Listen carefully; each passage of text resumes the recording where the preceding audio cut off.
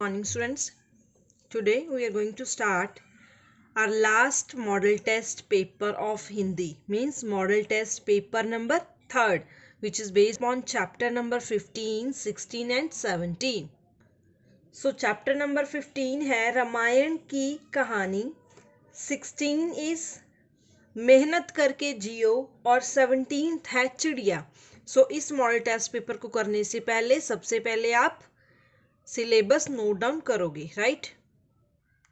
So students, we will do reading section only. So let's start. खंड क means section A, reading section, पठन भाग. नीचे दिए गए गद्यांश को पढ़िए और उत्तर दीजिए, राइट? भारत देश ऋतुओं का देश है. यहाँ वर्ष भर में 6 ऋतुएं होती हैं. इन सब ऋतुओं का अपना अपना महत्व होता है. बसंत ऋतु को जहाँ ऋतुओं का राजा समझा जाता है, वहीं वर्षा को ऋतुओं की रानी कहा जाता है. जून की भीषण गर्मी के पश्चात वर्षा ऋतु धरती की प्यास बुझाने के लिए आ जाती है. यह ऋतु सितंबर तक रहती है. कौन सी ऋतु? वर्षा ऋतु. इसके कई रूप देखने को मिलते हैं. कभी कहीं मूसलाधार बारिश मीन्स बहुत तेज बारिश होती है, तो कभी कहीं रिमझिम बारिश दिन में कई कई बार आ जाती है. रिमझिम मीन्स हल्की हल्की सी. वर्षा के पानी से नदियों व तालाब भर जाते हैं. नदियां व तालाब भर जाते हैं. पानी सिंचाई तथा पीने के काम आता है. वर्षा ऋतु में कृषि लहलहा उठती है. खेती, कृषि मीन्स खेती. वृक्षों पर फलों में रस भर जाता है, right? So first question, Bharat में कितनी ऋतुएं होती हैं? 5, 6, 7 और 8. कितनी बताइए इस पैसेज में? 6. सो ख is the correct option. Second, बसंत ऋतु को क्या कहा जाता है? ऋतुओं की रानी, ऋतुओं का राजा, क ख दोनों या कोई भी नहीं. सो बसंत ऋतु को ऋतुओं का राजा कहा जाता है. सो ख is the correct option. Third, वर्षा ऋतु धरती की प्यास बुझाने कब आती है? जून की गर्मी के बाद, दिसंबर की सर्दी के बाद, वसंत के बाद या कोई भी नहीं. तो वर्षा ऋतु धरती की प्यास बुझाने कब आती है?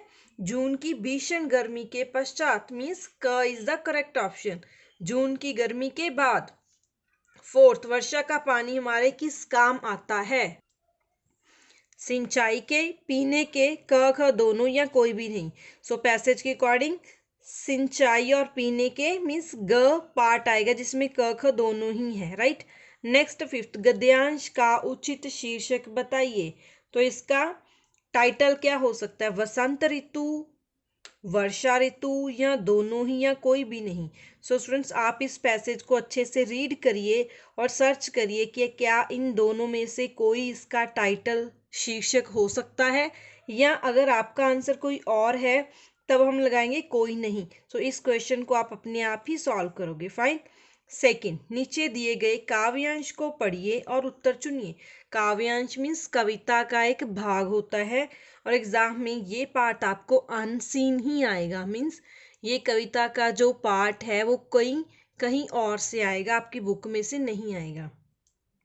सो ये मैंने जो स्टांजा लिया है वो बुक में से लिया है. हमें न समझो डरने वाले, हम साहस के पुतले हैं. दिल के हैं मजबूत, भले ही मोटे हैं या पतले हैं.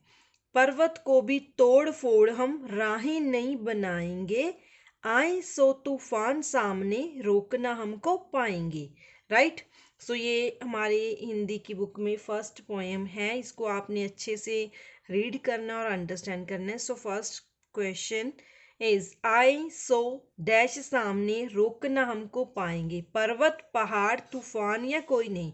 तो इस कविता में है आई सो तूफान सामने. तूफान ऑप्शन है ग. सो ग इज द करेक्ट ऑप्शन. आप यहाँ पे भी लिखोगे तूफान.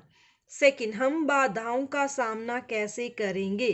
साहस से, हिम्मत से, हौसलों से या सारे. तो इसमें सारे ही ऑप्शन आएंगे क्योंकि फर्स्ट 2 लाइंस में बताया गया हमें न समझो डरने वाले मीन्स हम हौसले वाले हैं. हम साहस के पुतले हैं, साहस भी हौसला होता है। दिल के हैं मजबूत, तो हम हिम्मत से आगे बढ़ेंगे। तो इसका ऑप्शन घ आएगा, जिसमें सारे ही ऑप्शन कवर होते हैं, राइट। नेक्स्ट थर्ड, दिल के हैं डैश भले ही मोटे हैं या पतले हैं। दिल के हैं मजबूत, कमजोर, हिम्मती या सारे। तो दिल के हैं मजबूत, सो क is the correct option.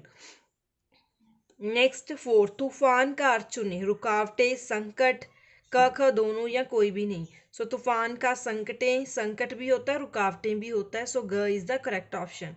Fifth, राह का पर्यायवाची शब्द चुने, राह, रास्ता, मार्ग, क ख दोनों या कोई भी नहीं।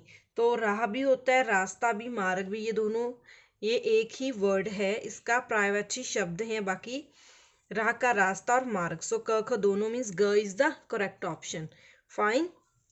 So students, today we have done only reading section, right? So read these two sections and then note it down in your notebook number 2. Fine. And solve these questions with answers. Fine. Okay students, thank you.